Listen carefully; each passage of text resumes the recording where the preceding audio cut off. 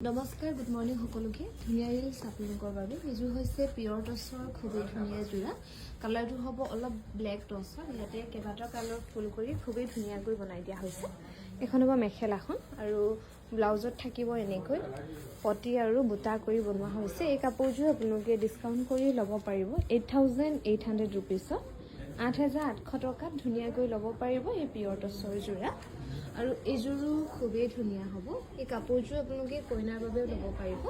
গুণা আৰু সূতা হেভিকৈ ষ্টেণ্ডাৰ্ডকৈ বনোৱা হৈছে চাদৰখনত গোটেই এনেকৈ বুটা কৰি দিয়া হ'ব ডাঙৰ ডাঙৰকৈ কিং খাপ আৰু গছ বুটা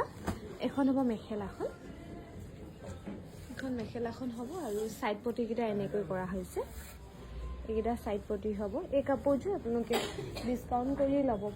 পাৰিব 11860 টকাত ল'ব পাৰিব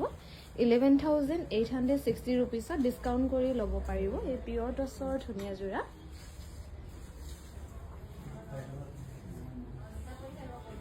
আৰু এইযোৰ খুবেই ধুনীয়া হ'ব ইয়াতে সিলভাৰ গুণা আৰু মাল্টি কালাৰ বুটা কৰি ধুনীয়াকৈ বনাই দিয়া হৈছে গোটেই কাপোৰযোৰ আৰু মাজৰ বুটাবোৰ এনেকৈ কৰা থাকিব এখন হ'ব মেখেলাখন বাকি ব্লাউজত এনেকৈ সৰু পটি এটা বনাই দিয়া হৈছে এইযোৰ আপোনালোকে ডিছকাউণ্ট কৰি ল'ব পাৰিব 11860 টকা ধুনীয়াকৈ ল'ব পাৰিব এই পিয়ৰ টছৰ যোৰা 11800